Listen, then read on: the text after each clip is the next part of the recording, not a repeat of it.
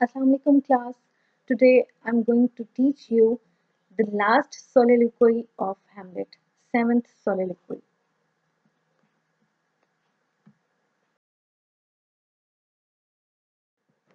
First of all, I'm going to discuss the context of on this soliloquy.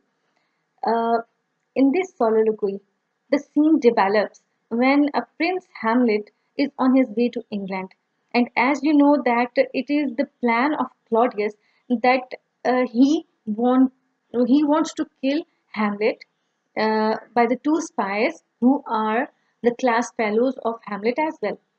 So, in that way, Hamlet sees Fortinbras, who is leading his army through Denmark to capture some parts of Poland. Poland is the small territory which, according to the captain of that army, that battalion, that army, that captain of that army uh, tells Hamlet that there is no value of that territory, that small territory, Poland. There is no value, hath no profit. As he says that it hath no profit but the name. It means that it is a matter of their prestige to invade Poland. So he discussed the whole matter in his soliloquy that why Fortinbras is going to invade that Poland, and he is comparing himself with Fortinbras that that he means Hamlet has the genuine reason of taking revenge from Claudius, but despite that, but instead of that, that he takes revenge from Claudius, he is so passive and he is still inactive. He is still thinking to take revenge, but on the other hand, Fortinbras is accomplishing his goal by invading Poland. mm, That even though the land, the Poland is not of so much profit, but it is a matter of their prestige. As the information given to Hamlet by that captain makes Hamlet to think about his own revenge, he realizes that 20,000 soldiers are ready to die for a piece of worthless land. But Hamlet, who has genuine reason to take revenge, is so passive, is so dull, and he is so unable to take revenge. So, in this soliloquy, we are going to read the actual mentality, um, a tug of war in the mind of Hamlet, which reveals his passiveness, his dullness again and again, and it also reveals his hamartia. That is what? That is procrastination. I hope you memorize his hamartia. That is procrastination. So let's start the text now. So the text starts with the lines. Before that, I want to tell you that this soliloquy um, is in Act 4, Scene 4, and the starting line of this soliloquy is, "How all occasions do inform against me and spur my dull revenge." And it's my guess that you don't have any idea about the meaning of spur. Spur means a thing that prompts an action or an encouragement. Fine.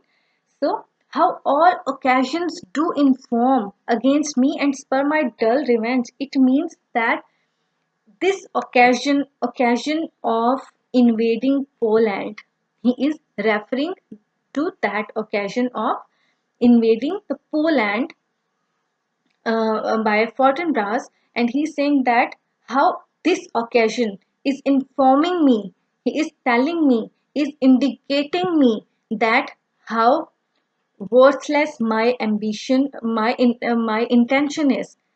that he says that the all signs indicate the value of ambition, that how ambitious that Fortinbras is, that he is accomplishing his goal, his aim. But on the other hand, he is uh, analyzing himself by saying that how dull he is, how his dull revenge is, that he is unable to do anything. He is unable to take revenge from Claudius up till now, and he is comparing the battalion of Fortinbras, that is of 20,000 soldiers, that they are they are ready to die for a piece of worthless land, for a piece of that land that has no profit but the name, a piece of land that is the that is the signature of their ambition, that they have fulfilled it. So here, how all occasion do inform against me, that this occasion of invading that land is also against me, because he is not doing anything, and spur my dull revenge, that it also provoke me, it also encourage me, it also prompt me to take revenge from Claudius. So again he says that all signs I see is point to my own weakness, and making me and telling me what actually I am. So easy lines. I hope you are getting my point. The textual lines of this slide are: what is a man, if his chief good and market of his time be but to sleep and feed? A beast no more. Sure, he that made us with such large discourse. Here you can observe that how Hamlet is focusing on the chief traits or the chief goods of human, and he is differentiating man with animal, that a man has a chief goal, a man is skilled, a man is capable of doing uh, many tasks. Instead, like animals have only two tasks of sleeping and feeding. And if a man is fulfilling only these two tasks, like sleeping and feeding, then he is equal to animal, or he is nothing more than animal. So he is comparing the human and the animal, the beast. And in the next line he says, sure, he that made us with such large discourse. It means that a human has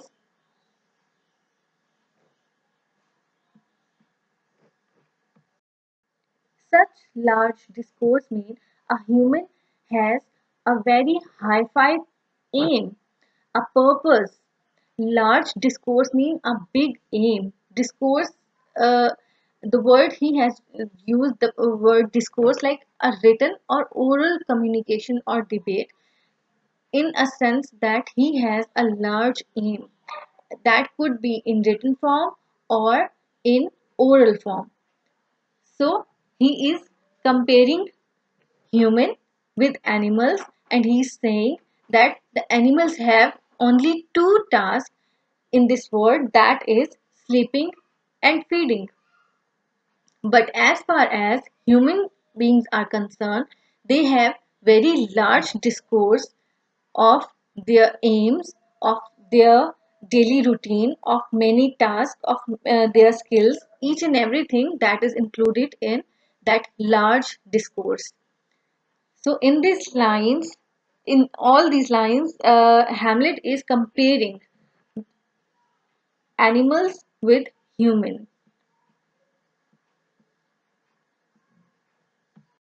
That is why he is focusing the value of reason, and he is focusing the value of willpower and the strength And above all, he is focusing on the ability to accomplish all these tasks, to accomplish his goal, his achievement.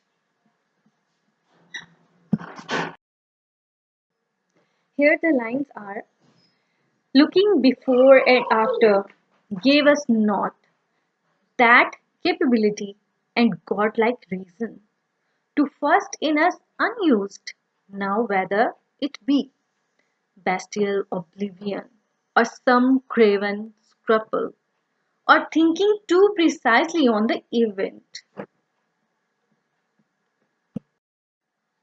Here you can analyze Hamlet's mentality, Hamlet's tug of war. That before that he was comparing himself with Fortinbras, and after that, time and again, he is comparing himself with anything in the universe.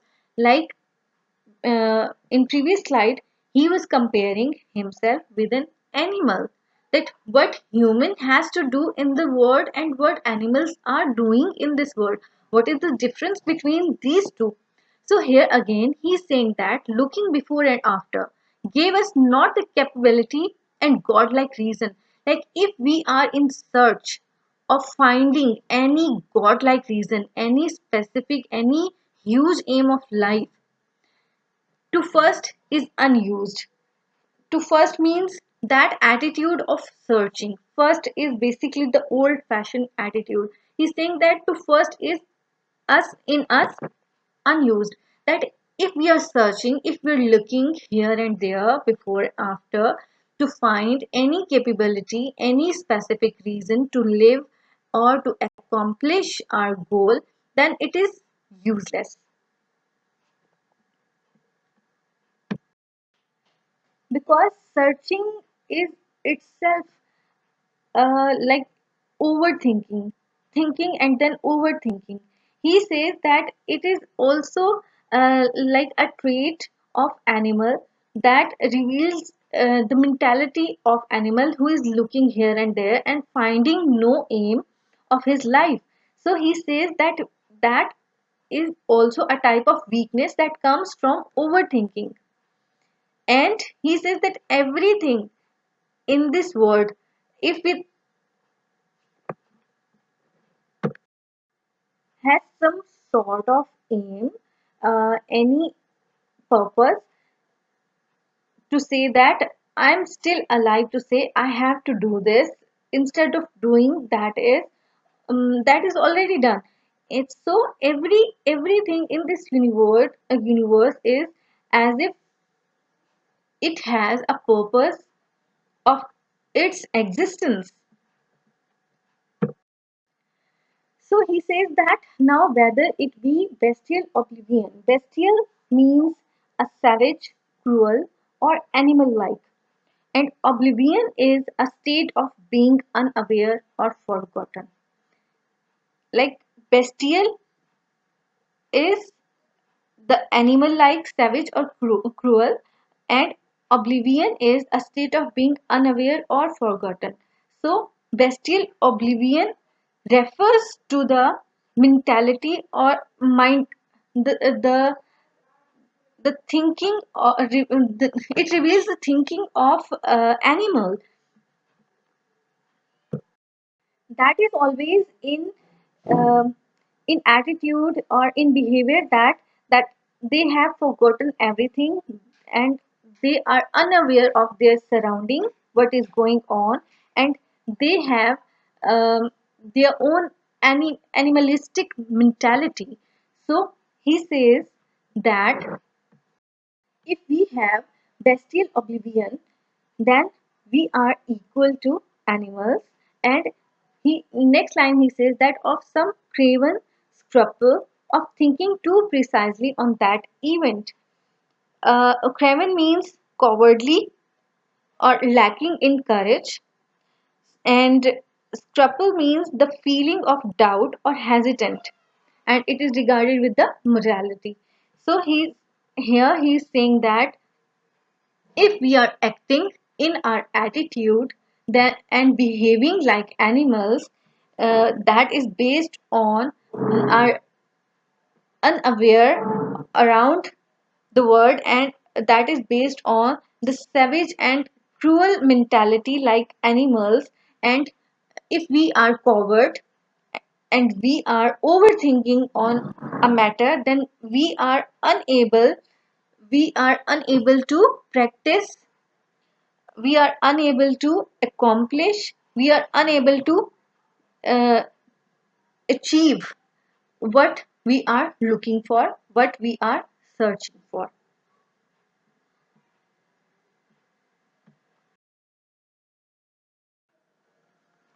The textual lines are: witness this army of such mass and charge, led by a delicate and tender prince, whose spirit with divine ambition puffed, makes mouths at the invisible event.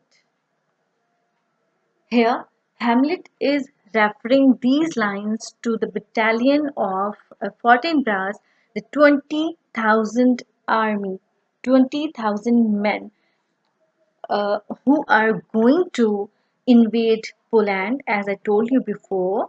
And Hamlet is very much inspired with their rhythm, with their delicacy, with their unity, and he is comparing himself with their purpose, with their aim, and he is saying that their rhythm, their unity is nagging at me. He's saying that he's feeling ashamed by watching their integrity, by watching their unity, and he's saying that that army is led by a delicate and tender prince, and that delicate, that tender prince is of high spirited man, a person who is full of ambition, a person whose spirit is very much high, and who is puffed up with godlike reason. So he's comparing his reason, his aim, his purpose with the that delicate prince, with delicate and tender prince, with 14 brass. So the last line, makes mouth at, it means that make fun of. He says that makes mouth at the invisible event that is worthless event of invading Poland, because according to Hamlet, it is uh, a tiny land, a very small land, but the delicacy, the integrity, of army is uh, is showing that as if they are going on a very huge purpose, and their appearance is very much inspiring to him. The textual lines in this slide are: exposing what is mortal and unsure, to all that fortune, death, and danger dare. Even for an eggshell, rightly to be a great, is not to stay without great argument. These lines are very important as far as Hamlet's mentality is concerned. Here he feels very obvious clues that nag on him. Nagging means to finding fault, and he is very much aware of his own weakness, of his own fault, and he's saying that that battalion, that army, as we have read in a previous slide, that he was very much inspired of the integrity, of the unity of that army, and he in this slide he is saying that exposing what is mortal and unsure, that that battalion of 20,000 people, 20,000 armies, exposing that this life is mortal and unsure, and the aim, the purpose of life is immortal, is sure, and he's emphasizing on both aspects, the life and the aim. And he says that to all that fortune, death, and danger dare, that with this life, with this mortal life, all the fortune, death, and danger dare, like encouragement or the threats, they are finished with this mortal life, with this unsure life. And he's saying that even for an eggshell rightly to be a great is not to stay without great argument. And he's comparing that Fortinbras, that tender priest who is so puffed up with godlike reason, with godlike ambition, that he put his life on the line for a reason that's as thin as an eggshell. Means the reason of his invasion, the reason of his revenge is as less, as thin as an eggshell is. Are you getting? The cover of egg, the structure of egg is so so weak that we can easily break an egg. So he's saying that like the structure, like the shell of that egg, the revenge or the ambition or the reason of Fortinbras is as weak as that egg shell.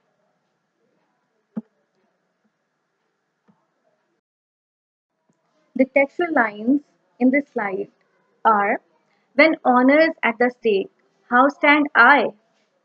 Here, Hamlet is saying that when your honor is at the stake, then how can one bear that situation? How can one accept that situation, that crucial situation when one's respect is at the stake? He says it means that we can take any risk, we can take any daring step when one's respect is on stake. In the next line, he says, that have a father killed, a mother stained. Now he is referring that it means that if uh, if the situation is very crucial and you will fight over nothing if your honor is at stake.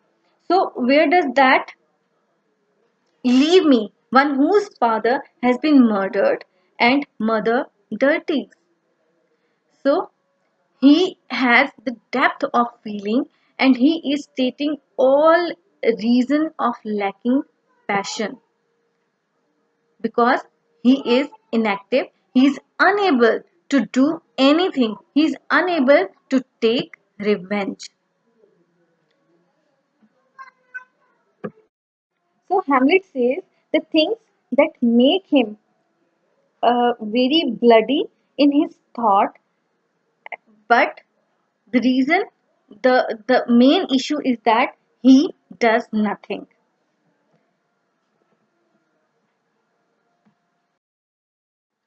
The textual lines in the slide are: while to my shame I see the imminent death of 20,000 men, that for a fantasy and trick of fame go to their graves like bats, fight for a plot. In these lines, Hamlet is saying that he should be ashamed of himself looking at these men, these army men, these 20,000 battalion of Fortinbras who is marching towards death for dreams and fame.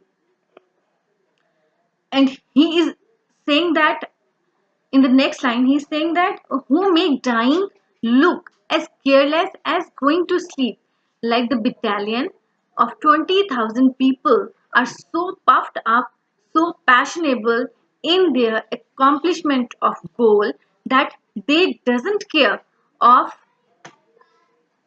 what is going to happen. So they seems like they are careless. They are looking as if they are careless and they are going to sleep. And in the next line, he says that they are fighting for the tiny bit of land, very small land. The name of that land is Poland. And he's saying that they are fighting for a land that is so small and even that is not even big enough to bury them all. Like that land is so small that 20,000 men are are not enough, are not going to bury in that tiny land, in that small land.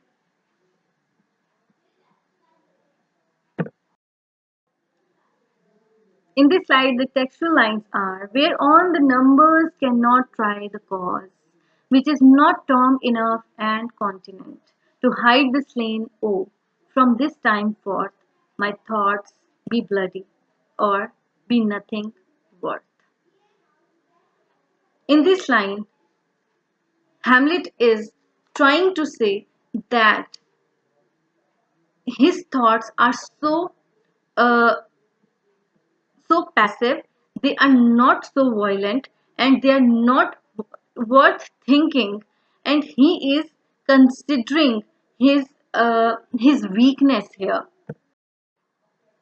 And he's saying that whereon the numbers cannot try the cause means first he was influenced by the numbers of that battalion, that 20,000 people are marching towards Poland to invade that land.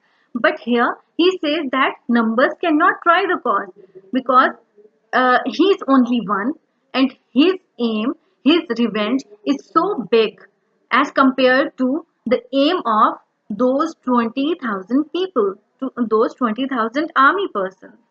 So he's saying that it doesn't matter that how the numbers are, that what the numbers are, but he's saying that the the basic thing is to take the action, to take the bloody action that has not completed yet.